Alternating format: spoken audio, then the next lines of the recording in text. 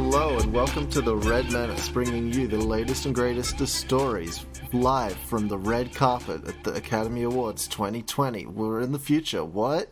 Crazy! My name's Chris Bowles. And I'm Alison Hoare. Sorry for disappearing last week, but now we're back and we're energized. We're fresh, we're ready. I'm 28 now. I had a birthday. You know, it's all happening. I'm slightly hungover, but you know, that's just how it is. That's part honestly of living life. kind of standard at this point. Right. So exciting things that have happened recently. Not a lot of good, but the Academy Award nominations came out. And which was also not Allison, a lot of good, but you know. Also not a lot of good, but you know me, I just love this film politics. Yeah, you're just eating up that content. It's so much more palatable than regular politics. Because ultimately, it's meaningless. It's meaningless.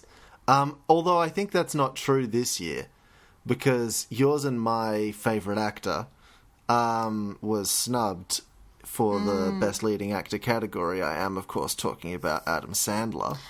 Yeah, and here's what's really scaring me, Chris, is he did post, he made a statement that... A threat. A threat, basically, that if he didn't receive a nomination, he would make the worst movie he's ever made. And that's upon us now. He's going to be making this. That is a very competitive category. Now, here's what I'm thinking. Jack and Jill crossed over with Grown Ups, and he plays 3 characters in that movie. So it plays out as Grown Ups 3 and Jack and Jill 2 in the one movie. What if it was Grown Ups 3, but he played everyone?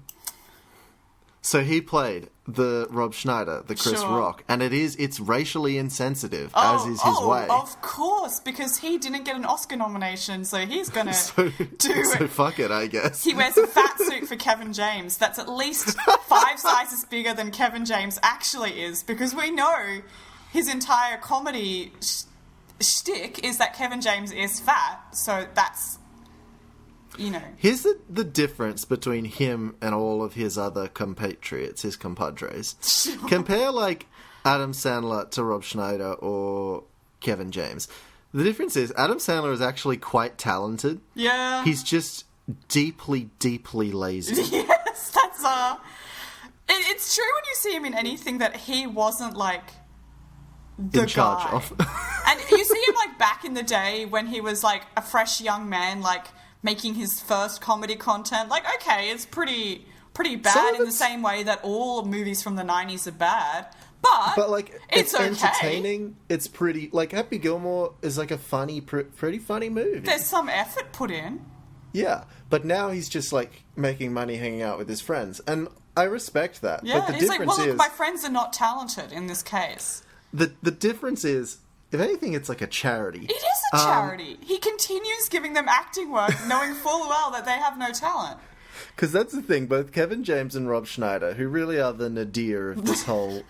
And David Spade, I guess. David Spade's done some good voice work. I think that's about all that's good in his repertoire. Whereas I think we can say with confidence that neither Kevin James nor Rob Schneider have done a good thing in their lives. And... That's not for lack of... I'm struggling to think of something good that they've... I can think of good things David Spade has done in his voice work repertoire. The others... I don't know. Leave a comment down below on you. Well, this isn't on YouTube, but smash that like button and leave a comment if you can think of a good Rob Schneider or Kevin James role. I'm just saying, think about it like this. If it was Uncut Gems starring Kevin James, it would be a considerably worse movie. Oh. Yeah, for sure. Now, look, there's lots of controversy about the Oscars, but you know what I've found, and I just want our audience to mill over this. I've passed this information on to you. I've passed this information on to a lot of my friends. But look, as you know, the greatest movie that came out this year was Jumanji: The Next Level. Jumanji 3, yes. Jumanji 3 or 4, depending on which movies you count. I thought it was the third one, but the second one of the new series. Well, here's the thing. It's the third one with the name Jumanji. The second one of the new series.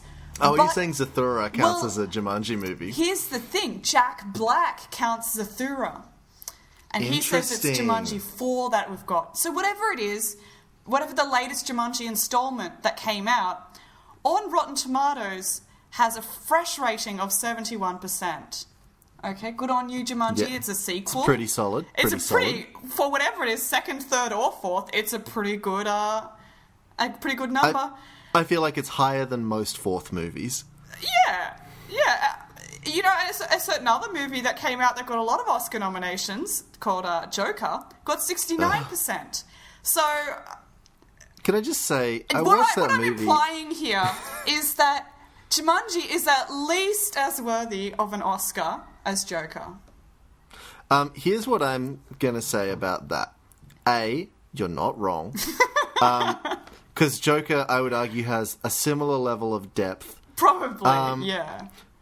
Secondly, I'm really upset that a movie that takes itself as grimly seriously as Joker got 69%, because a funny movie really deserves that. A funny movie does deserve that. Thirdly... But it's kind of good in a way, because it's like, well, you know, this movie that takes itself very seriously got 69%. Nice. Yeah, it's like it is a 69 out of 100 movie. It's not like actively bad. No. It's just like shallow and kind of boring. Like and Jumanji's better. Is what Jumanji? Yeah, I get that. I feel like Jumanji is throwing out here. The vibe I get from Jumanji is shallow but not boring. Yeah. And I feel like that's a step up. Yeah. Perhaps. See, I think for me, what's charming about Jumanji is the actors look like they're having a good time. No one involved in Joker looks like they're having a good time. It looks like it's a painful experience for everyone because it's so serious. He's very upset. Actually, no, I will say Robert De Niro looks like he's having a good time because he's not required to do a lot. Robert De Niro's always having a good time. Weirdly, did not get an Oscar nomination for The Irishman, which is honestly kind of surprising. I think that's a snub too. I think it should be between him and Adam Sandler. Well, fair enough. But no, Robert De Niro's having fun. He just plays a talk show host who gets shot in the face. Spoilers. Well, that's probably like an ideal role, really. You don't have to do that much. Yeah, well, he spent all of The Irishman shooting other people in the face, so that's probably a nice change of pace for him. Yeah, a bit refreshing to get shot in the face yourself. Exactly. You get to put the fun makeup stuff on, you get the green screen head to get it shot off. Like, it's a lot more fun than just, like, having to act, you know? Yeah. Now, in other movie news, as you know, National Treasure 3 is already in the works. So that's something good that we can think about. Now, is that going to be a Disney Plus flick, or is that going to be theatrically released? I'm just going to go around. I hope it's a theatrical release because I would like to go to the cinema. I'd like to see that in IMAX if at all possible. I'd like to see it in just whatever the highest possible quality, so I can see all of Nick Cage's paws. Oh yeah, it needs to be the highest and because Nick Cage's acting. It works best on the big screen for full impact. Well, because in the fiction of these movies, he's objectively the sexiest man alive. Yeah, exactly. So, like, all the characters that are, like, surrounding him, as we know, Riley Poole is supposed to be his non-sexy co-worker, but they chose quite a sexy man to play him. They chose an extremely sexy man. Which is weird, like, Nick Cage writes his own... Well, Nick Cage didn't write this character, but for some reason he was chosen to play it. Nick Cage's character is a sex god, and this Riley Poole is, like, a super geek dork man who no girls love, and who crashed his luxury car at the end of the first movie. Here's my question. Firstly, I'm assuming it's still in pre-production. It's been written, yes. Okay. How hard do you think it would be for us to get into this movie? I would love to be in this movie. Like, compared to other movies, I feel like this is a more achievable one to get into. For sure. Like, you can just be in the background. Just go to the White House or wherever they are and just be in the background. You could probably, like, full-on wave at the camera and, like, do a kiss to the camera, and they'd probably just leave it in, you know. Okay, so you're suggesting not, like, we try and get hired as extras, but we essentially try and, like, photobomb a movie. Through the tactics of guerrilla warfare, get either way. into Well, if we don't get in officially, then we get in through guerrilla tactics. Okay, so we'll get our agent on with Disney. Yeah, exactly. We got some connections. But the screenwriter for this, you know, masterpiece is going to be Bad Boys for Life screenwriter Chris Bremner. So you know it's going to be a very good film. Does Chris Bremner have a Twitter that we can direct message to try and get into this movie? And can you write a character that is us, so they have no choice but to hire us? Chris Bremner probably gets no messages on Twitter. I doubt he's, you know, that clouty. Here's my dream role in National Treasure 3, is I want to be Nick Cage's, like, assistants. So he's hired 2 interns that never speak, and they just say, whenever he talks, like a Terrace House character. What we do is we all nod and, like, we show that we think what he's saying is really intelligent at all times. So then the audience thinks Nick Cage is intelligent. Our role is we both have to look at Nick Cage and then just look as horny as possible in response, because we've seen Nick Cage. Sorry, and another movie that Chris Bremner has... I'm looking at his, you know, IMDb just to rate his quality as a writer. His resume. Because, you know, I'm very invested in this series, and I need to know that it's been handed on to... You and I are quite literally the target audience for this movie. Exactly. I'm pretty sure it's directed at us specifically. So, look, we've got the producer of a movie called The Wedding Ringer. Okay, it's a comedy. Oh, that one's pretty bad. Yeah, there's Bad Boys for Life, which is the 4th movie in the Bad Boys cinematic universe, I believe, which is coming out this year. There's another movie here which there's no information about. It just is called Hitler in Los Angeles, and Chris Bremner is credited as a writer.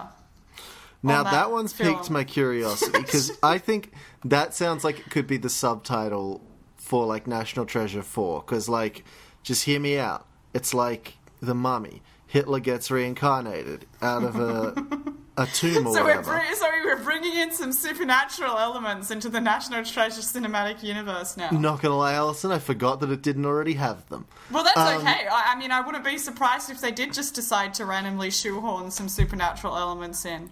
Well, these Indiana Jones type movies usually have the supernatural stuff turn up 2/3 of the way through the movie, but I like this idea that instead of that, it turns up 2/3 of the way through the trilogy. See, the supernatural element within the National Treasure cinematic universe is that the president is somewhat competent. So, you know, and that Nick Cage is the most attractive man alive. That's the main supernatural element. Okay, now we're getting somewhere. So, the supernatural... No, I'm not done. National Treasure 4. Nick Cage gets bitten by a fairy that makes him incredibly irresistible to everyone around him. He doesn't realise it's actually happened because it just seems normal to him. It seems the same. Okay, now I'm done. Oh, good. So things to look forward to in this year of cinema. Maybe we could get in, like, a post-credits scene. Oh, I like the idea that they have post-credits scene to set up for the next movie. And I'm just thinking that you and I are, like, a big enough hit with the audience that we then get promoted to being, like, the villains of the 4th one. Oh, I would love to be beat up by Nick Cage. Yeah, and I'll let him beat me up for real. Right in the face. Like, he can do the stunt live action. Yeah, I don't even need, like, any of those sound effects. My face is going to make the sound effects when his shoe hits it. Let Nick Cage punch me right in the face. Like, that's... I'll let him break my bones if you need. Like, I'm fine with that. I'll get insurance for Nick Cage to break my bones. But wouldn't it be cool to be in hospital with every bone in your body broken and for the doctor to say, what happened? And you say, I was beaten up by Nick Cage. And everyone's like, oh, classic. Oh, Nick Cage done broke all my bones. And the doctor goes, yeah, we get that a lot. Yeah, around these parts. That's Hollywood. That's Hollywood for you. Do you have a story for me, Alison? Look, there's a lot of content that has come out. But, you know, it's like it's quite hard again because Australia still has a fire. But now there's also a flood in some parts of Australia, which is... we're just so very fucked. Yeah. And it's like everyone was asking for rain, and then now rain's come, and there's too much of it. So it's still a bit of like a... Yeah, it's still a little bit of a difficult thing to find stories in local news. But I did happen across this random story the other day on what is this? The Illawarra Mercury. We'll just start low key because I've got some more wild ones for later. This is a local news. It says Unonderra's western suburbs pool closed after poo found in water. Nice. Which is not ideal thing to find in the pool. Let me just get into this story. Wollongong City Council closed Unonderra's popular public swimming pool on Wednesday night after poo was found in the water and the facility damaged overnight. Lake Illawarra Police are investigating after staff discovered Western Suburbs pool was broken into and the toddlers and main pools soiled at about 5:30 a.m. Oh, okay, now this is getting interesting. This is a tactical poo. There was two poos. It wasn't an accident. No, this is not just a child who was told that it's okay to pee in the pool and then assumed, like, you know, in for a penny, in for a pound. Exactly. Exactly. This is a deliberate pooing. Yeah, it's across two venues, is what we're hearing here. Police believe a group of young people entered the facility between 7 p.m. on Tuesday and 5 a.m. on Wednesday. They damaged security shutters, went to the staff room where they smashed a glass panel, threw items around the room, opened cupboards and doors, and then went to the canteen area. A television, small fridge, and food items were stolen from the kiosk. Lane ropes were also wrapped around swim flags and found on the roof of a nearby building. So what we're hearing here is that some youths trashed the pool. It's a lot of effort to go to just to trash the pool. I'm starting to wonder, like, what the pool did to them to create this animosity. I have an alternate, because, you know, trashing a pool, it's not great. Like, don't trash public facilities. Yeah. But I have an alternate solution here, Chris, so hear me out. This is what I think happened. I might call the Wollongong police to let them know. I believe that these young people, they went to the pool after hours, they were just having a swim, as young people do, they like to have a swim, and then one of them shat in the pool. And then their friends, their really supportive friends, were like, look, mate, we know this is embarrassing for you, so let's make this look like a deliberate vandalism, not an accident. Oh, interesting. Yeah. So it's like when you accidentally murder someone and then you have to make it look like a breaking and entering. Exactly. Except this is the pool shitting version of that. So then one of his other friends went and shat in the other pool, and then they trashed the entire pool, and then they went away. So now if they get found out to be the pool shitters, it looks like a deliberate prank, not a nasty accident.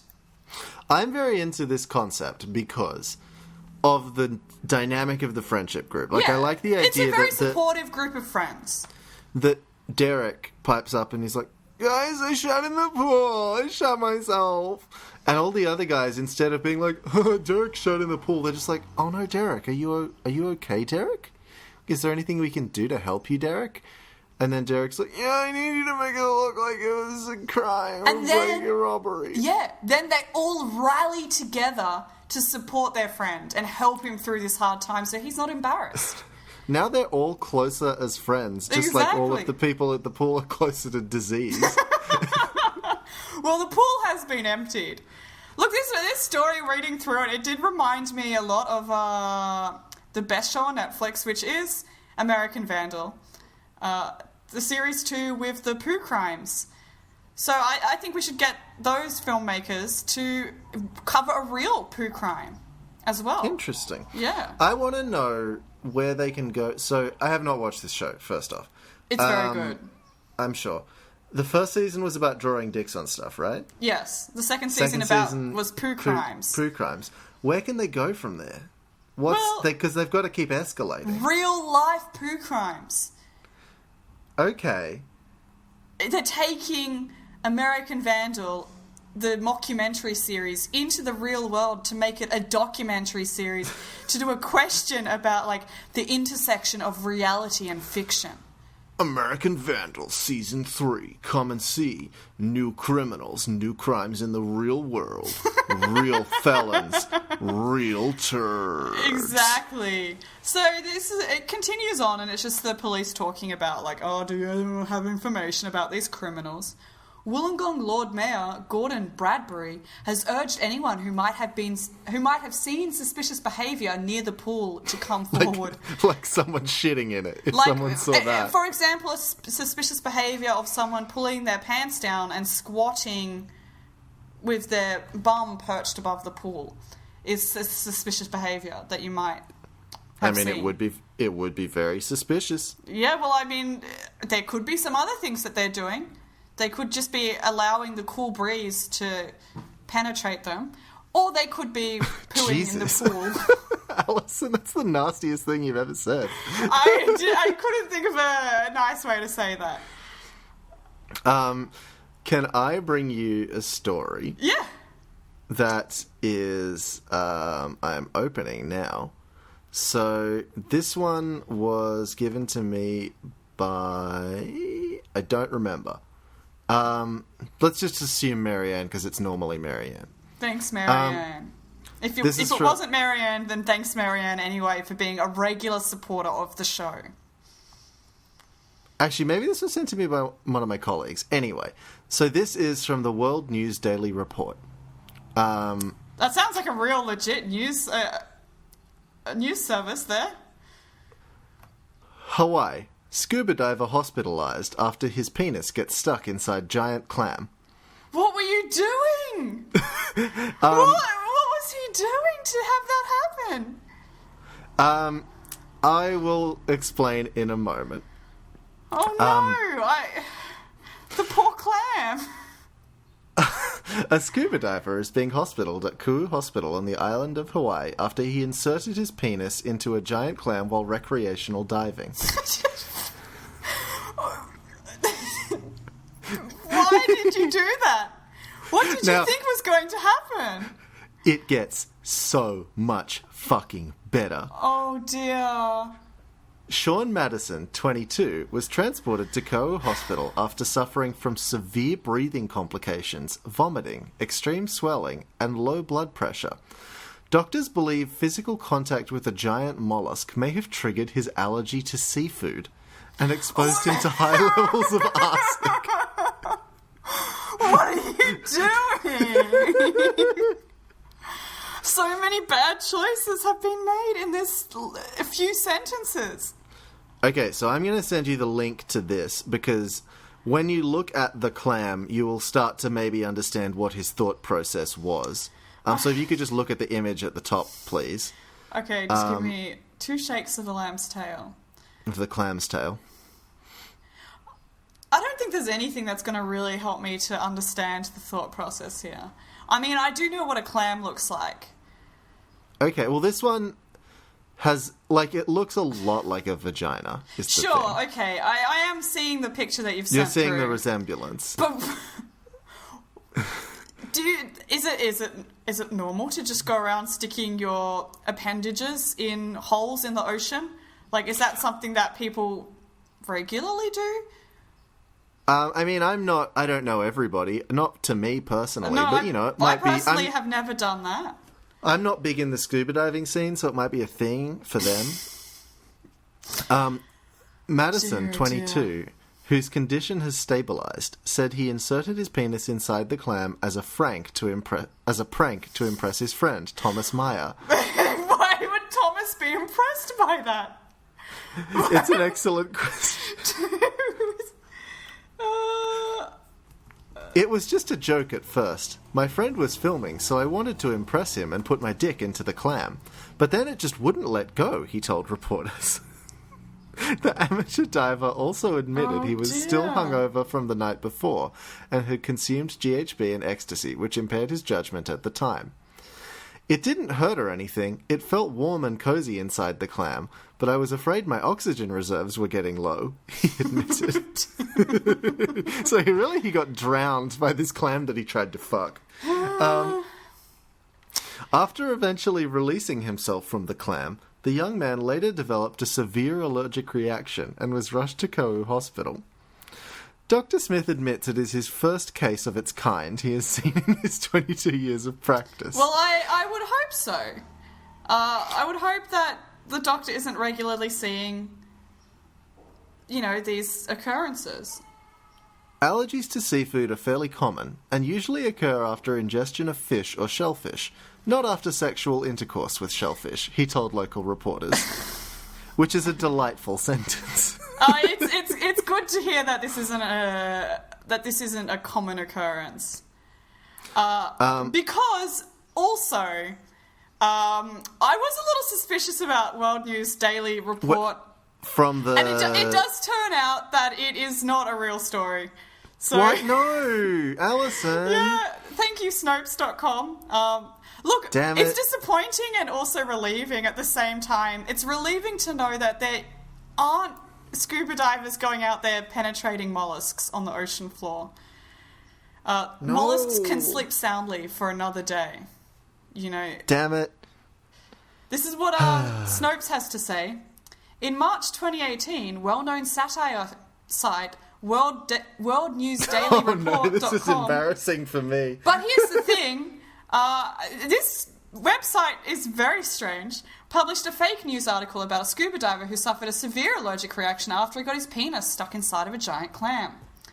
World News Daily Report is a satire website that has a long history of publishing misinformation.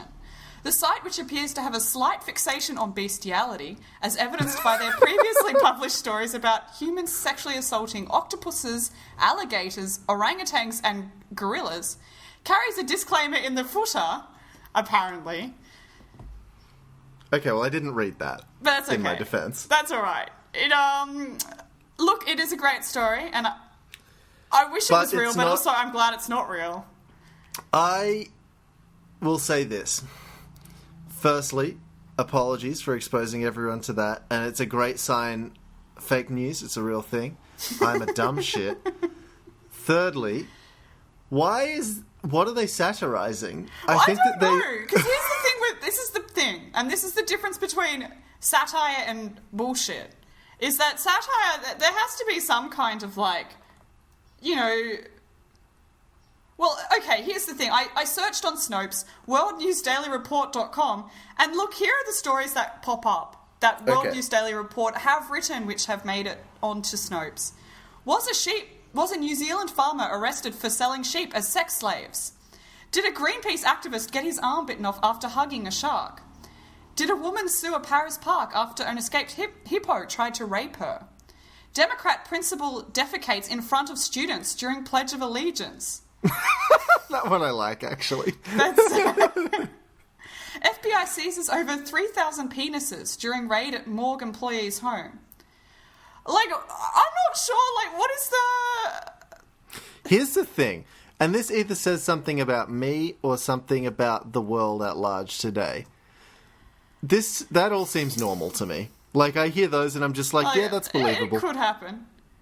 It could... Maybe not the shitting one, but all the other ones, I'm just like, that seems like a thing.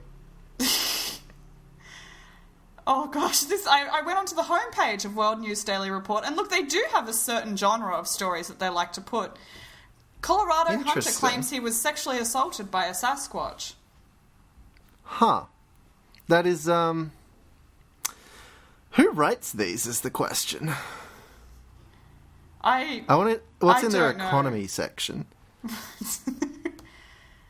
Why does this fake news website have a paranormal and UFO section? Should that not just be integrated with the rest of the news in this kind of publication? Now, I have found some that are a tad racist, is the thing. I'm not going to list them for obvious reasons. There is a lot of weird stuff in the FAQ. Okay. Do you want to share? Here are the questions that they've answered in their FAQ. Where do you find all this extremely well-researched and credible information? Okay, wonderful. How can I help your organisation in its everlasting quest for knowledge? Okay. Why are Israelis God's chosen people?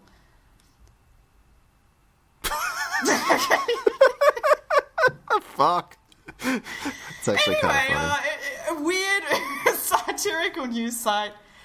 Okay, if you're going to be our interns and send us stories, can you check that they're not satire? Because apparently I won't. No. I like this one. Israeli archaeologist discovers proof Judas smoked marijuana. Well, it was a given. That's a good one. It's a given. Jesus was blazing it the whole time. He was high through the whole Bible. He didn't even know what was happening. When Jesus went up on the cross, Judas sort of just went up to him and handed him a bong. And he's like, you could have got me down. And he's like, yeah, I will. And then he went off to go and get the hammer to pull the nails out, but he forgot and decided to go and get some chips instead. Exactly. He went down to the biblical equivalent of KFC and just bought a whole family bucket for himself. I could definitely go for some KFC right now, and I'm only partly saying that because I feel deeply ashamed of the satire thing. Shall we move on from that story, which I'm somewhat glad it's not true, because I don't want to worry about mollusks being sexually assaulted as well as human ladies. That's fair. It's not great. It's not ideal. Do you have another story that you've checked whether or not it's real? Yeah, this is a true story. This is a real story, and it's kind of in the same genre of animals and getting it on. You probably read this one. This is about a hero tortoise. We had a tortoise last time who tried to burn down a house, so I thought I would try and do a both sides situation here and show some good that tortoises are capable of. So it says here, Galapagos giant tortoise has so much sex he retires after saving his species. Holy fuck. Yeah. That's powerful. This is great. This is a wholesome and beautiful news story about a turtle saving his species. This is the Leonardo DiCaprio of tortoises. The subheading says, Diego, the giant tortoise, was part of the San Diego Zoo's breeding program. And this is on ABC News, the American one, by Julia Jacobo. Okay. I don't know the pronunciation. A Galapagos giant tortoise, estimated to be about 130 years old, is returning home after having so much sex that he saved his species.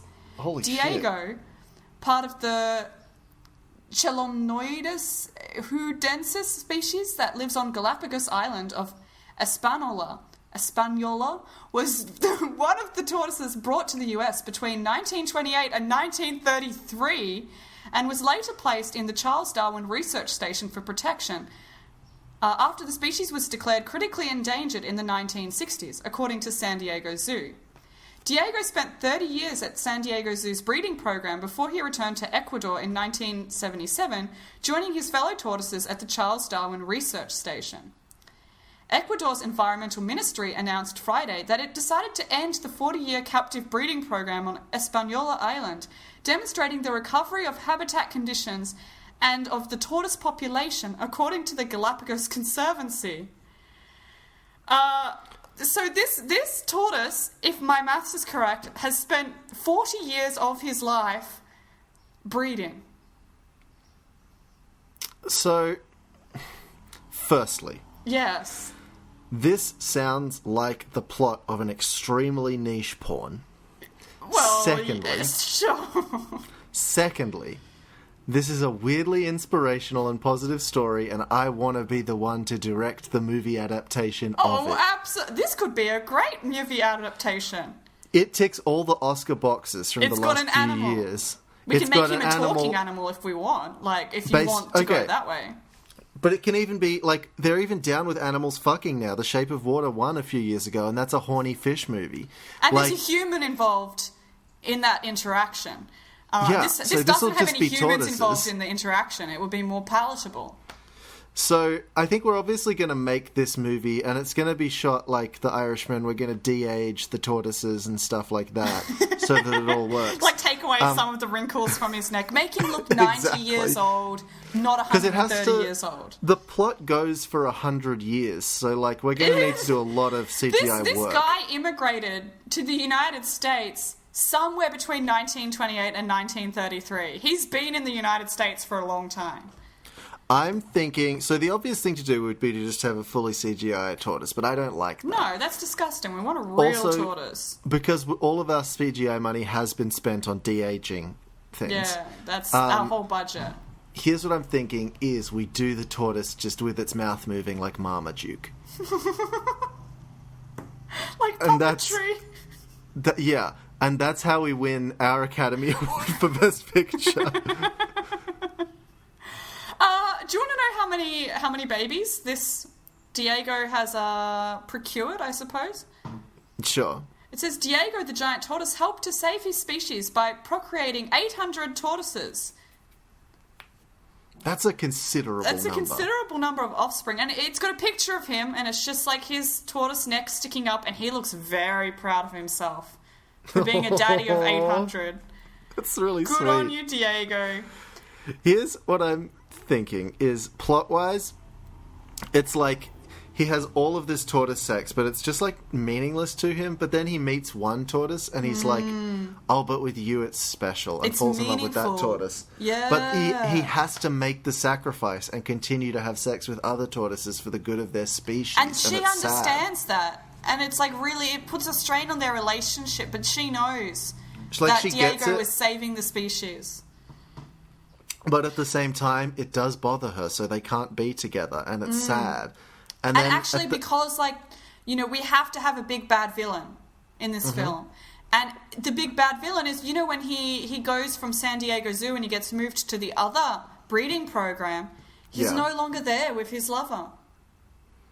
No. And they're in different countries, in different islands. That's really tragic. It's like The Notebook or something, you know? Like, it's a romance that makes you sad. And then she dies before he's able to retire, and then he has to... Because it's a dead wife, because Christopher Nolan directs it. Sure. And then he retires back to wherever he's from. And that's a fucking Oscar or 6 right there. We can get Andy Serkis to do the turtle mocap.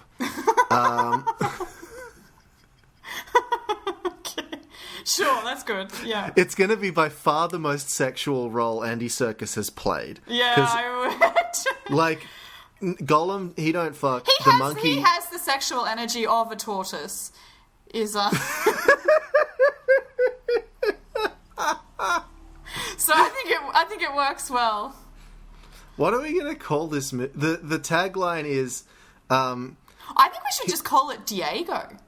That's quite good. Because of one word name. The tagline is, he has a hard shell, but a soft heart. Oh my god. Chris, we've got this. Diego. Do you want to hear some stats? Yes. The population went from 15 to 2,000 tortoises due to the program. This is all being read out over a black screen with like black and white photos up before the closing credits play. Yeah, exactly. Yeah. And this is like, it's actually not even being read out. It's just on the screen. Yeah. With This some is music. just... It's like the end of Argo or whatever. Yeah. Another Academy Award-winning movie. Like, first slide. The population went from 15 to 2,000 tortoises due to the program, according to the Conservancy. And then here we flash like a photo of the real-life turtle, the real-life tortoise. And then people are like, wow, Andy Serkis looked so much like that tortoise. It's crazy. Yeah, exactly. Like, oh my gosh, the casting was perfect. Actually, he's not even doing mocap. He's just wearing the tortoise suit. It's just Andy Serkis in a tortoise outfit. Fuck. That's how we don't break the budget with visual effects. We still get the award for best visual effects, though, because we still digitally age Andy Serkis to make him look 130 years old. So we don't even age the tortoise makeup, we just age Andy Serkis. Next slide. As many of 40% of the current population of tortoises are thought to be descendants of Diego. Hot. Love it. Excellent. Yeah. I love this. This is great horny energy. That's going to be okay, that would make dating challenging. It would. Having 40% of the population of your species being your descendant. It really might not limits be the ideal. limits the dating pool. I think it limits the dating pool for everyone within the dating pool. Yes, it's kind of impressive in that turtles, sense. they have to have their full family tree when they're searching for a lover. When they're using Turtle Tinder or Turtle Tinder has the family tree there, so you can just go back and be like, oh well, I am 5 generations removed from Diego, so I guess that's okay. Do you think there exists a version of Tinder where instead of putting in photos and bios, you put in your family tree and they try and find you someone equally as fucking fancy as the whoever aristocrats? Did we talk about on this podcast some upper class dating app? Yeah, the private school Tinder. You had to talk about where you went to private school. I wouldn't be surprised if they put a family tree on there so you can go back and check to make sure they've got a pedigree lineage. So you're allowed to put photos up, but only after a photo of your family crest. Yeah, exactly. The family crest comes first, then the tree, then your face. Then the house. But, I like to think there's going to be a future in which, future generations of turtles worship Diego as a god. I mean, I already worship Diego as a god. I do too.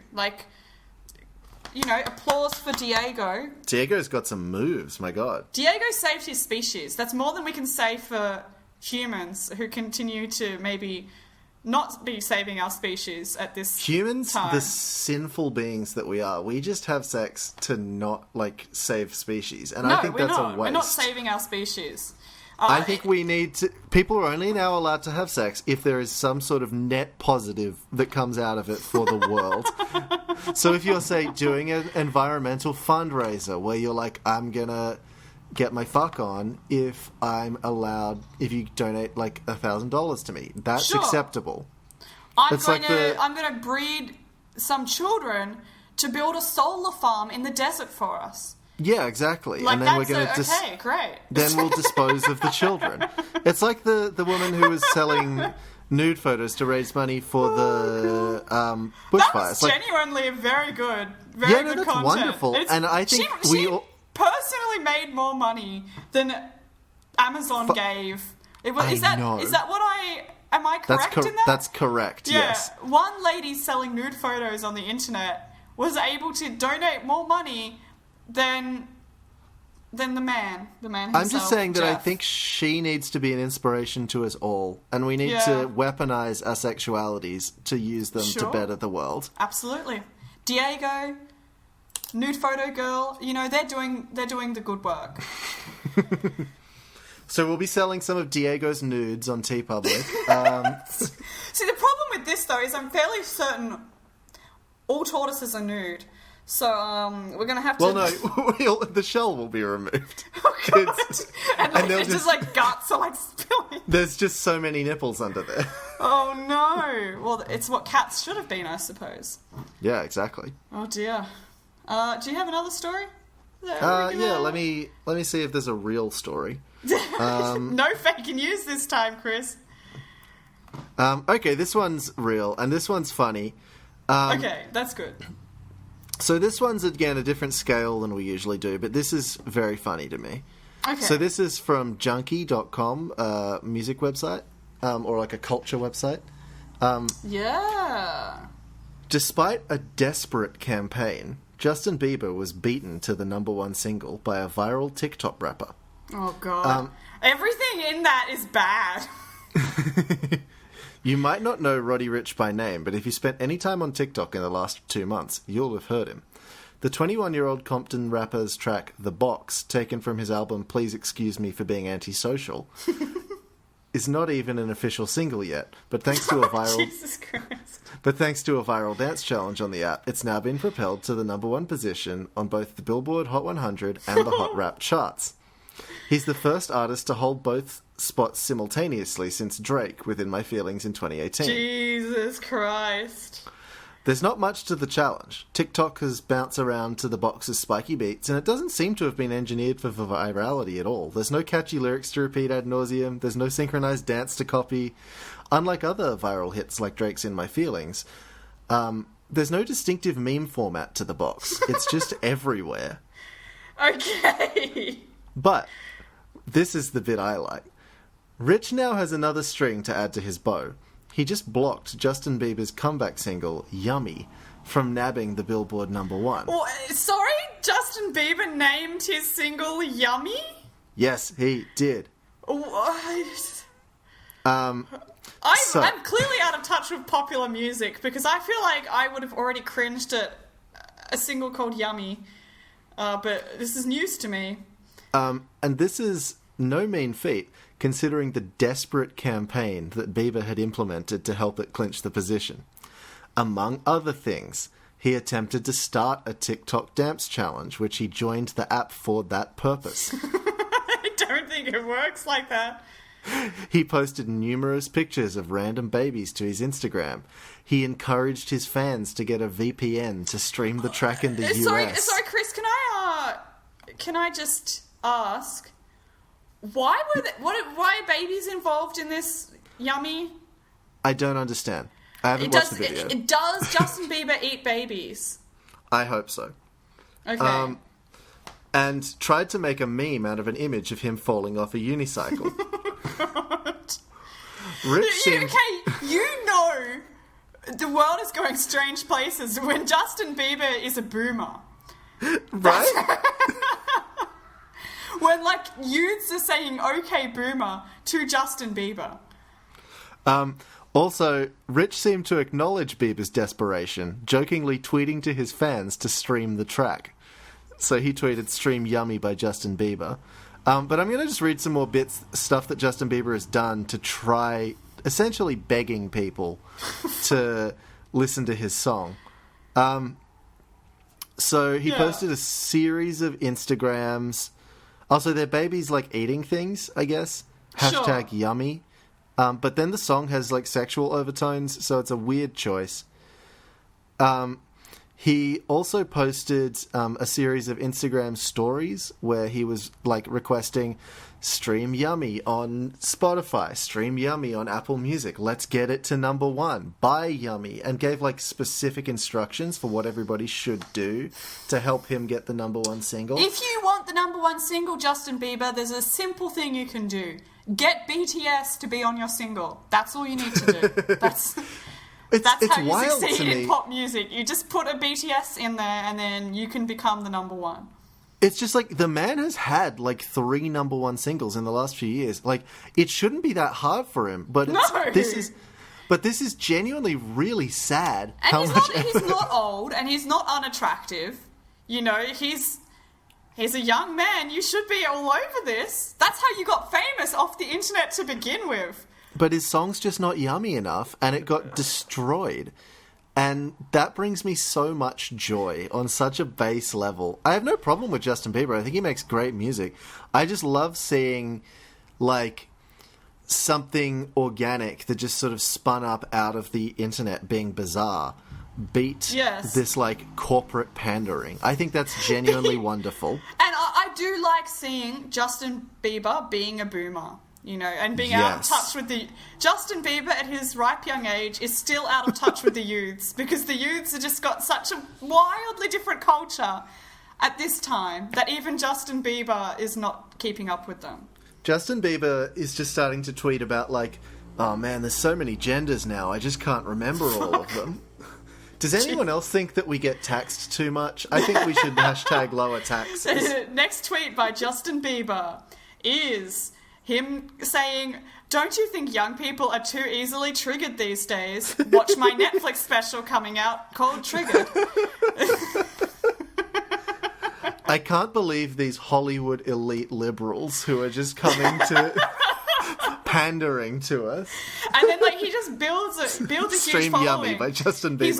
He's got all the classics. He's got PJW following him, Paul Joseph Watson. He's got Ben Shapiro, and they're all retweeting Justin Bieber content, and the world turns on its head. Justin Bieber's next tweet is, you know that the Yummy didn't reach #1 because the SJWs won't listen to it because they're scared of what I have to say, of my truth. You know what? This would be a good tactic for him to get his fame, though. Like, he could turn this around and be like, SJWs are trying to cancel Baby. You know, like, and then at all of those, like, conferences for young, edgy conservatives, they will be playing "Baby, Baby, Baby, oh, like baby," like as they walk on stage, being like young, edgy conservatives. You joke, but that is 100% a future that will come to pass. Nazis doing a choreographed dance to a Justin Bieber song. Like, well, I want to see. I don't want that wait. to be the future. I want that to be the now. You want that to be the present. This cursed present that you've dreamt into existence. This fucking post-apocalyptic. All we need to do to make this happen is to say that SJWs are trying to cancel Baby. Then you'll get the next video will be a TikTok of Ben Shapiro dancing to Baby. To own the libs. And that's something I want to happen. You have no idea how much right now I want to tweet the SJWs are trying to cancel Justin Bieber with no context and see what happens. The SJ... All you need to do is get like one big conservative person. Right? To retweet that, and then it's become a whole thing, and then Justin Bieber will get a whole lot of new fans. I don't know why we're putting this on Justin Bieber, because he's fine. Yeah, he seems all right. He's someone who's recovered. He's a young man who's recovered from a substance abuse problem and has been thrust into a difficult life at a young age, and I think he's turned out all right, all things considered. Look, all I want to see, like, this isn't an ode to Justin Bieber. I just want to see conservatives doing dances to Baby to own the libs. Specifically Baby. Yeah, that's what I want to see. I want to see conservatives doing dances to some of his latest stuff, the stuff where like it's Yummy. like Yummy, or like Sorry. I think Sorry would be an excellent choice. It's too late now to say sorry. Yeah, actually, that's But true. I 100% think that they would misinterpret that song and be like, yeah, this is our new jam. Like, you can see it happening, though. Yeah, well, they would put it be like, well, I'm not apologising for being offensive to some libs. And then they'll put like that, it's too late now to say sorry, over the top. But we're going to reach a point where Justin Bieber is like, goes on his TikTok and he's like, hey guys, I'm happy to announce my new single. It's called Yummy 2 and White Power. So... Oh no, I don't want that. Justin, please. Justin just tweets White Lives Matter. Justin, please, no, Justin. Justin tweets the Blue Lives Matter flag. Just like a low-res picture of that. And then, look, I don't want to think about this anymore. Justin tweets, I may not agree with everything Trump says, but I like the way he says it. Please, Justin. No, I don't want this present or this future anymore. No, we've conjured Nazi Justin Bieber into existence, and I regret it deeply. I regret it, and if this is something that happens in the future, I will be blaming myself, and I will, because Justin Bieber clearly listens to our podcast. 100%. Obviously. And I don't want this to happen. It's not great. It's not ideal. It's not nice. It's not funny if Justin Bieber is a Nazi. It's not funny if anyone is a Nazi. Do you think if I title the episode Nazi Justin Bieber, all of his fans are going to come after us? Please don't title it that. I think I might. I don't want like anyone to think that like we're trying to cancel Justin Bieber on our podcast. Oh no, Justin Bieber's fine. I just think it's funny that he didn't succeed at doing the #1 song because it's sad how hard he tried. Maybe we would just call it like Stream Yummy by Justin Bieber, and then we can maybe get some more hits for him. Okay, I like that actually. So the episode title is Stream Yummy by Justin Bieber. That's quite good actually. Yeah, exactly. So thank you everybody for listening. And then we don't get done for defamation either, so that's This is assuming they don't listen to the podcast, in which case we 100% will. Well, yeah, well... we were speculating about an alternative speculative future/reality. fiction. Yeah, it's speculative satire. fiction. Thank you everybody for listening. You can find us on Twitter or Instagram at Red Menacecast, or on Facebook at The Red Menace Podcast. You can find our merch on tpublic.com. I put up some new stuff. There's one that's like a dodgy collage of all of the weird animal pictures I've done. One that's just like, you can buy pins and stickers of just our logo. I'm currently in the process of trying to get a Pikachu Guevara t-shirt made, but apparently it's a copyright by Nintendo the Pikachu. So what I might do is create a knockoff version of Pikachu called Pokecho that just has like green skin and a different shaped tail and like is slightly different and therefore not illegal. Yeah, it's very not. Yeah, it's new content. Not a cho. It's an original character. Our OC. An original The Red Menace character. No stealing our OC, guys. Thank you everybody for listening. Please petition Disney to let us into National Treasure 3. Do we have anything more? Thanks. Sorry about the break. And we'll never leave you again. We promise. Yeah, we'll keep making content week to week. Forever until we die. Yeah, well, that's a sad prospect. So have a nice week and stream Yummy by Justin Bieber. Stream Yummy, yeah, go right ahead and stream Baby while you're at it too, maybe. Let's bring that one back. Good luck and good night. Good night.